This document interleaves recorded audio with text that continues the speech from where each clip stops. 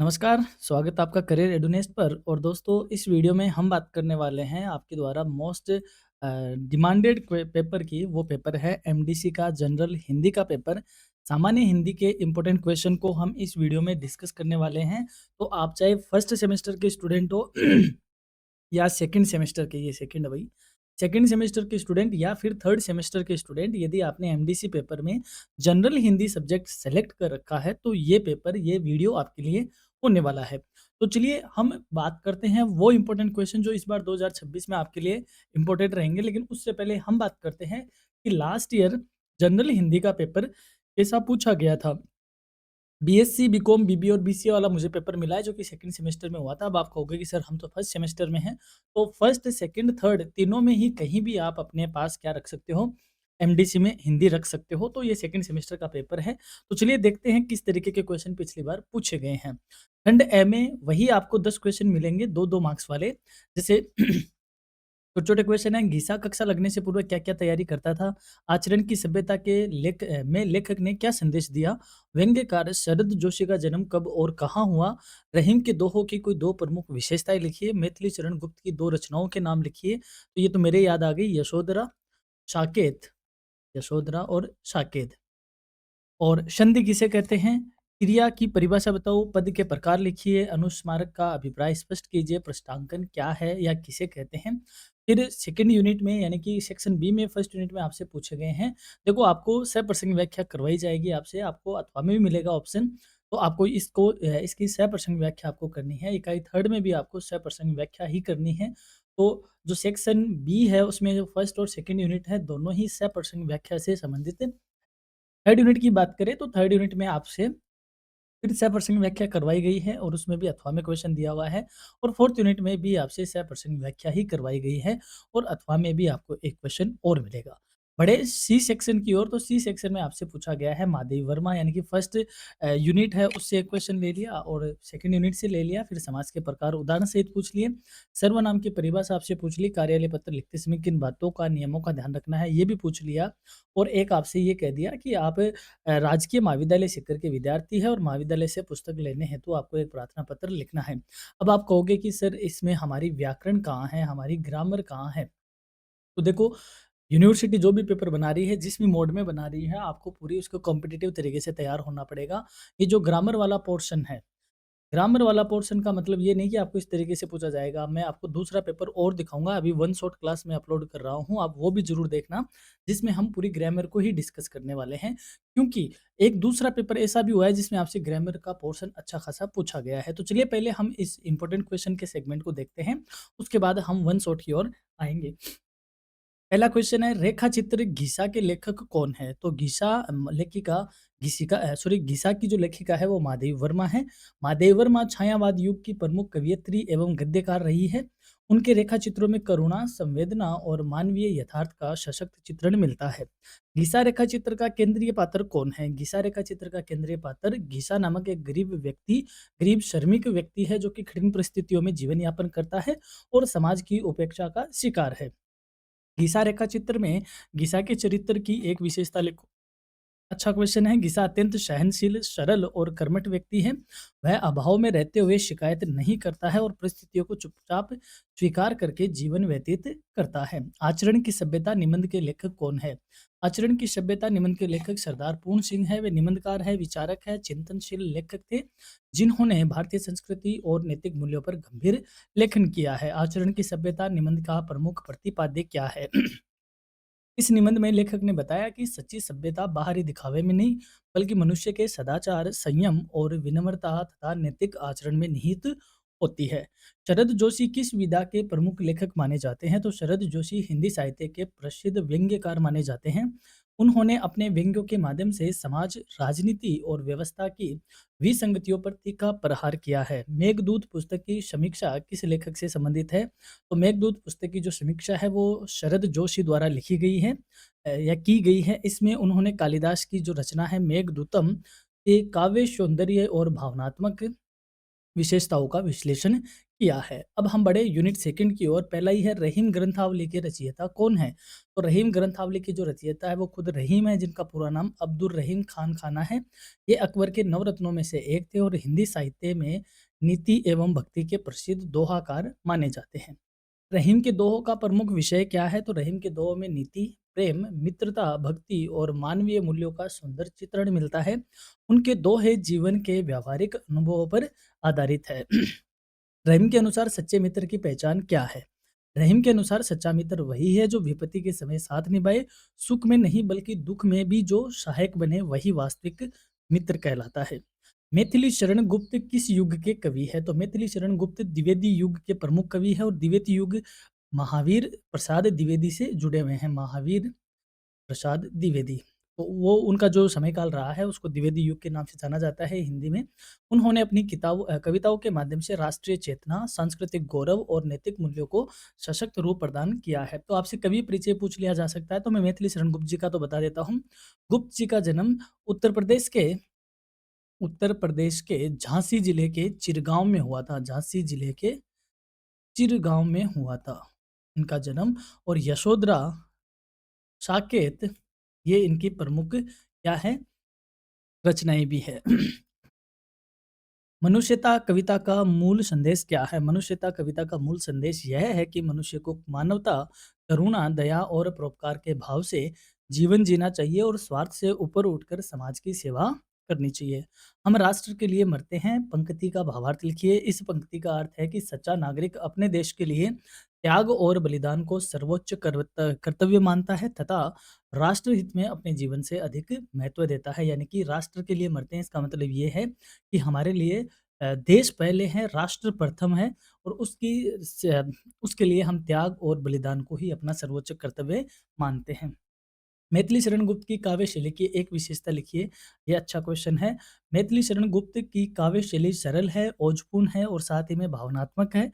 उनकी कविता में राष्ट्रीय भावना, आदर्शवाद और सामाजिक चेतना का स्पष्ट स्वरूप दिखाई देता है। थर्ड यूनिट की बात करें जो कि व्याकरण से रिलेटेड है। शब्द निर्माण से आपका क्या आशय है? शब्द निर्माण वह प्रक्रिया है जिसमें उपसर्ग, प्रत्यय या अन्य शब्दांशों के प्रयोग से नए शब्द बनाए जाते हैं, जिसमें भाषा समृद्ध और अभिव्यक्ति अधिक प्रभावी बनती है। यानी कि शब्द निर्माण का मतलब है कि आप शब्दों में उपसर्ग, प्रत्यय और अन्य जैसे संधि है, समास है आदि का प्रयोग करके अपनी भाषा को और भी समृद्ध बनाते हो और अपनी अभिव्यक्ति को और भी प्रभावशाली बनाते हो। उस प्रक्रिया को हम शब्द निर्माण कहते हैं। उपसर्ग किसे कहते हैं?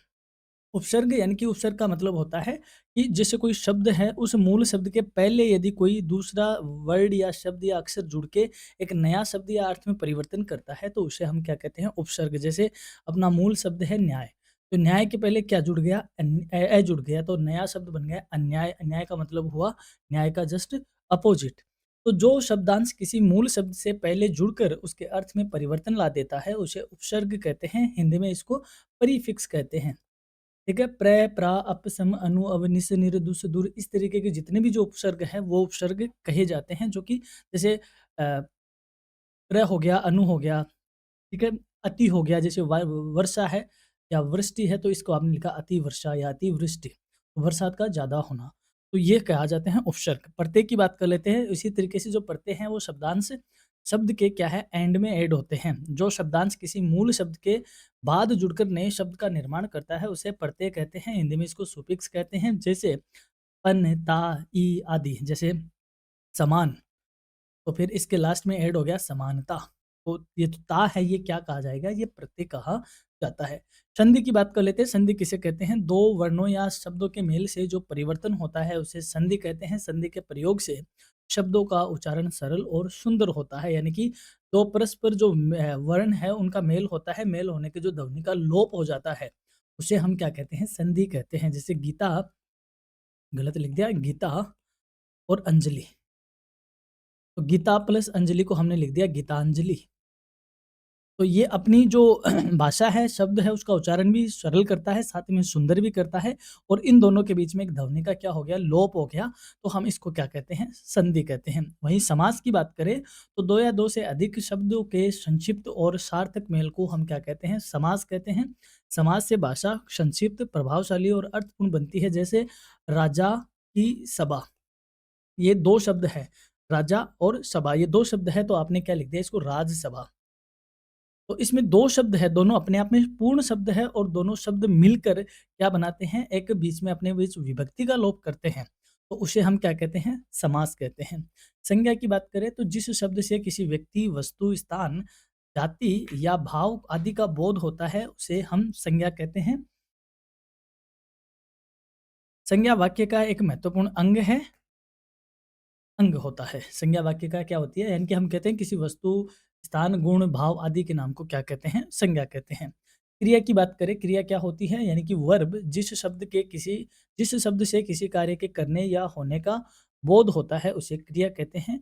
वाक्य में क्रिया के बिना भाव की पूर्ण अभिव्यक्ति संभव नहीं होती। जैसे मान लो मैंने कहा मैं अभी जनरल हिंदी यानी सामान्य हिंदी पढ़ा रहा हूँ। तो पढ़ा रहा हूँ, तो ये जो पढ़ा और रहा है यानी जो पढ़ा है ये क्या है? क्रिया है।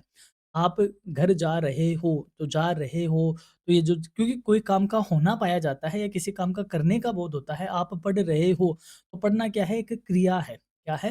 क्रिया है जिसमें कोई काम का होना या करना पाया जाता है, उसे हम क्रिया कहते हैं। 4th यूनिट की तरफ चले तो जिसमें बातें हैं कार्यालयी हिंदी की। कार्यालयी हिंदी का क्या उद्देश्य है?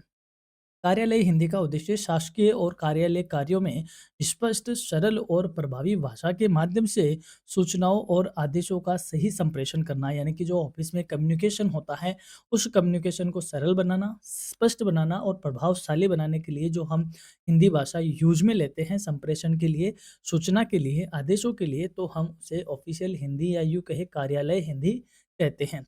कार्यालयी शब्दावली से आपका क्या तात्पर्य है? कार्यालयों में नियमित रूप से प्रयुक्त विशेष और औपचारिक शब्दों के समूह को कार्यालयी शब्दावली कहा जाता है, जो कि प्रशासनिक कार्यों में सहायक होती है। जैसे आपने कभी स्कूल में एप्लीकेशन लिखी होगी, जैसे आप बीमार हुए होंगे तो आपने ऐसा लिखा होगा सेवा में श्रीमान प्रधानाचार्य, तो आप क्या वैसे जनरली प्रधानाचार्य बोलते हो क्या? नहीं बोलते, आप सर बोलते हो या प्रिंसिपल सर बोलते हो, हेडमास्टर थे तो प्रधानाध्यापक जी आप बोलते।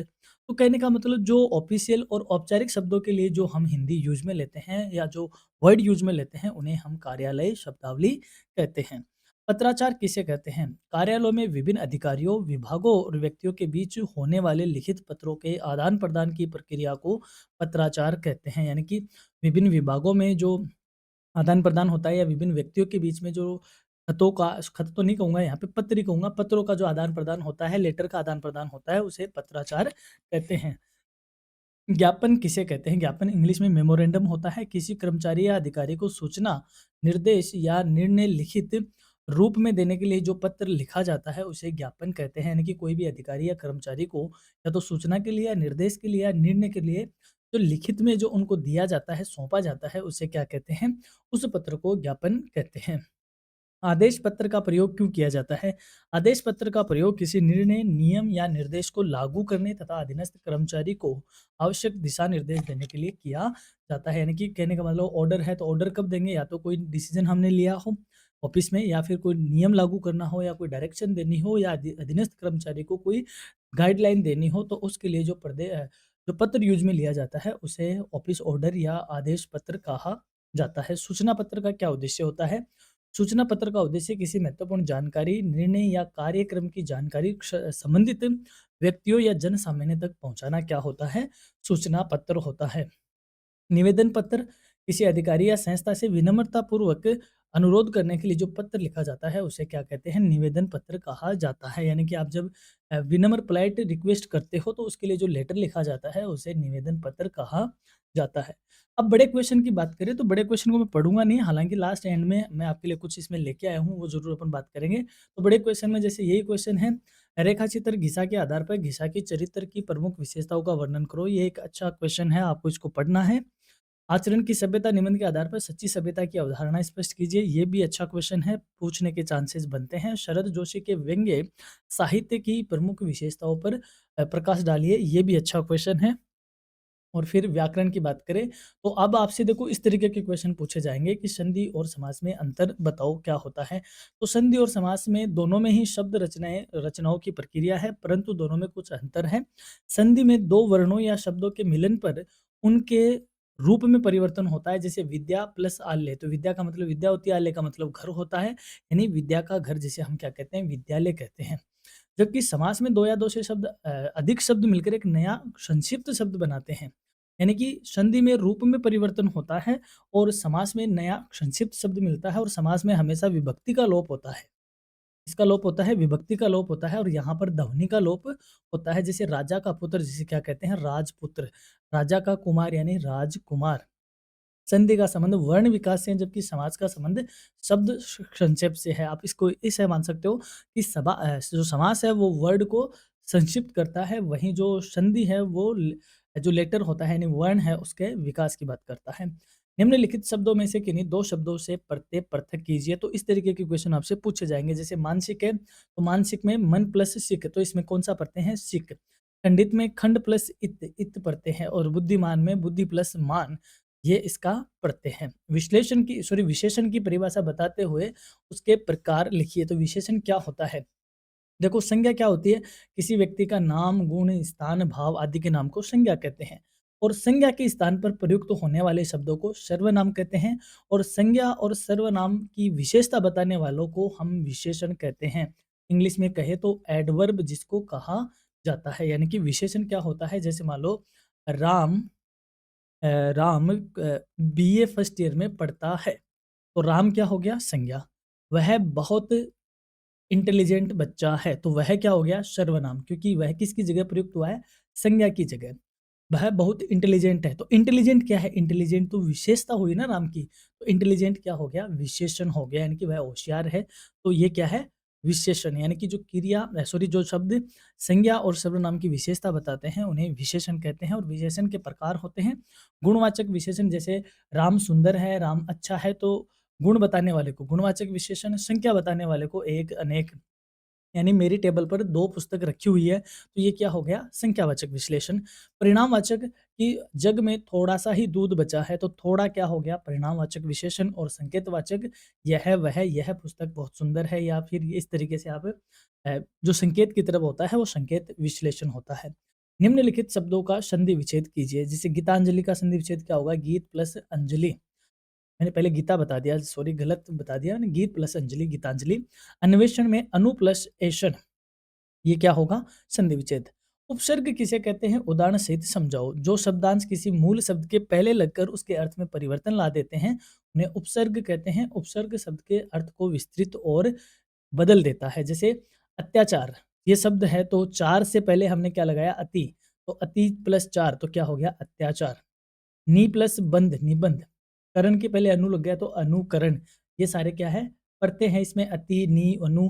तो अगर आप हिंदी की बात करो तो संस्कृत में तकरीबन 22 उपसर्ग होते हैं, जैसे प्र, प्रा, अप, सम, अनु, अव, निस, निर, दुस, दुर, वी। इस तरीके से इसमें क्या होते हैं? उपसर्ग होते हैं। उपसर्ग का इतना समझो कि यश किसी भी शब्द के क्या होते हैं? मूल शब्द के पहले लगाए जाते हैं, जबकि प्रत्यय हैं वो बाद में लगाए जाते हैं। यानी कि ये रहा मूल शब्द, यहाँ तो लगेगा उपसर्ग और यहाँ लगता है प्रत्यय। बस इतना ही आपको समझना है। निम्न शब्दों से उपसर्ग पृथक कीजिए, ये अभी हमने देख ही लिया। अगला क्वेश्चन है, संज्ञा की परिभाषा देते हुए उसके भेद बताओ। संज्ञा क्या होता है? जिस शब्द में किसी वस्तु, स्थान, जाति, गुण, भाव आदि को क्या भाव नाम को क्या कहते हैं?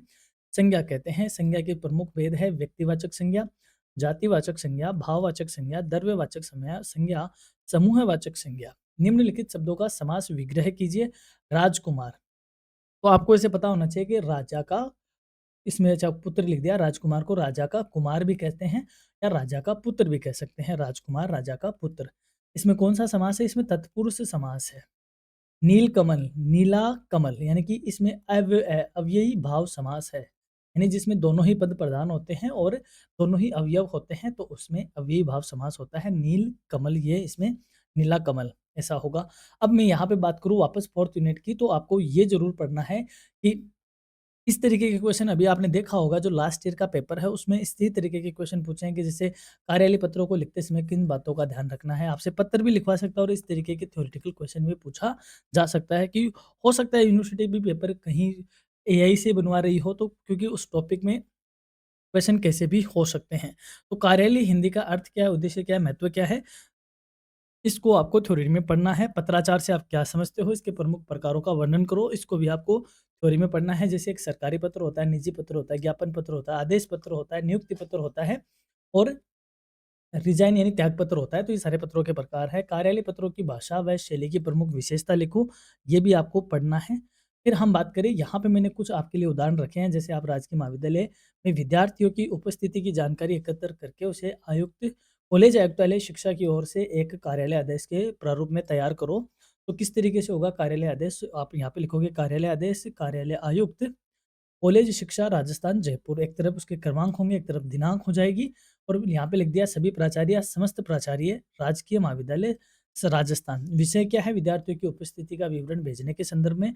तो आपको कार्यालय आदेश में क्रमांक का ध्यान रखना है, दिनांक का ध्यान रखना है, फिर जिसका संबोधन हो रहा है वो वहाँ पे लिखा जाएगा, फिर वहाँ पे विषय लिखा जाएगा, किस विषय में आप पत्र लिख रहे हो, फिर उसकी बॉडी आपको बीच में लिखनी है, ठीक है? फिर उसके अनुसार, क्योंकि कार्यालय आदेश है तो आदेशानुसार ही होगा, जिसका जो भी अथॉरिटी है उसके यहाँ पे सिग्नेचर होंगे और फिर हस्ताक्षर होंगे, आयुक्त कॉलेज शिक्षा राजस्थान, इस तरीके से। वहीं प्रार्थना पत्र है, जैसे यही क्वेश्चन था, आप राजकीय महाविद्यालय के शिक्षक के विद्यार्थी हैं, अपने महाविद्यालय के पुस्तकालय अध्यक्ष को पुस्तक निर्गत करने हेतु एक प्रार्थना पत्र लिखो। तो प्रार्थना पत्र हमेशा अलग टोन में लिखा जाता है। सेवा में पुस्तकालय अध्यक्ष महोदय, राजकीय महाविद्यालय सीकर, और विषय आपको इधर लिखना है, पुस्तक निर्गत कराने हेतु प्रार्थना पत्र। और फिर यहाँ पे महोदय लगा के सविनय निवेदन है कि आपके विद्यालय का नियमित छात्र हूँ और बीए द्वितीय वर्ष में अध्ययनरत हूँ। इसे करके आपको क्या करना है, उसकी बॉडी आपको लिखनी है। फिर यहाँ पे धन्यवाद, धन्यवाद भी लिख सकते हो और धन्यवाद ही ज़्यादा सही है, बहुधीय लिखना, बहुधीय भी लिखा जा सकता है। धन्यवाद लिख दिया, हाँ, बहुधीय लिखा जा रहा है, बिल्कुल, संबोधन तो बहुधीय हुआ। फिर यहाँ पे नाम, कक्षा, रोल नंबर ये आपको लिखना है। तीसरे एग्जाम्पल में, महाविद्यालय में सांस्कृतिक कार्यक्रम के आयोजन हेतु अनुमति प्राप्त करने हेतु प्राचार्य महोदय को एक आवेदन पत्र लिखो। तो आपको कोई कल्चरल एक्टिविटी करवानी है, उसके लिए आपको एप्लीकेशन लिखनी है, तो वही है, सेवा में प्राचार्य महोदय, राजकीय महाविद्यालय सीकर, विषय आपको लिखना होता है सांस्कृतिक कार्यक्रम आयोजन की अनुमति हेतु आवेदन पत्र। महोदय, सविनय निवेदन है कि हमारे विद्यालय में विद्यार्थी के सर्वांगीण विकास हेतु सांस्कृतिक कार्यक्रम आयोजित करने का प्रस्ताव है। इस कार्यक्रम में भाषण, नृत्य और संगीत प्रतियोगिताएं सम्मिलित होंगी, अतः आपसे निवेदन है कि कृपया फला फला दिमाग दिनांक को कार्यक्रम आयोजित करने की अनुमति प्रदान करें और हम सभी विद्यार्थी अनुशासनपूर्ण इसका पालन भी करेंगे। सह धन्यवाद लिखा, फिर नीचे बहुधीय लिख के आपको नाम और कक्षा ऐसे लिखना है। तो इस तरीके से आपको देखो हर तरीके से तैयार होना होगा। यूनिवर्सिटी किसी भी पैटर्न में आपसे क्वेश्चन पूछ सकती है। तो ये था हमारा एक प्रयास जनरल हिंदी के क्वेश्चन को लेकर। तो इसकी जो पीडीएफ है वो आपको एज़ यूजुअल हमारी वेबसाइट पे मिलेगी, जिसका लिंक डिस्क्रिप्शन में है। और आपसे एक छोटी-सी रिक्वेस्ट है कि जब भी आप कोई वीडियो देखो, हमारा कोई भी क्लास देखो, तो कमेंट के पास में जो हाइप का बटन होता है, ज़रूर आप वीडियो को हाइप किया करें। इससे ज़्यादा हम आपसे नहीं माँगते। अब आपके लिए इतनी मेहनत कर रहे हैं तो इतना तो बनता है, क्योंकि हाइप करेंगे तो आप जैसे और भी जो स्टूडेंट हैं जो पीडीएसयू में पढ़ रहे हैं, अदर यूनिवर्सिटी में पढ़ रहे हैं, उन तक भी हमारा वीडियो अपने आप यूट्यूब एल्गोरिदम के माध्यम से वहाँ तक पहुँचा देगा। तो आपसे इतनी गुज़ारिश है कि आप वीडियोज़ को ज़रूर हाइप किया करें। तो ये था एमडीसी पेपर का, और अभी जस्ट इसका थोड़ी देर में ही आप कीप इन टच, आप प्लेलिस्ट से अपडेट रहिए। वन शॉट इसका जल्दी ही अपलोड हो रहा है। तो आप इसके बाद क्वेश्चन आंसर सेगमेंट के बाद वन शॉट वाला सेगमेंट भी ज़रूर देखिएगा। हमारी कोशिश है कि आपकी एग्ज़ाम अच्छे से हो और आप अच्छे से स्कोर करें, अच्छे से एग्ज़ाम में अपीयर हो। तो लेते हैं आपसे विदा। All the best for your examination. Have a nice time, have a great day. Thank you.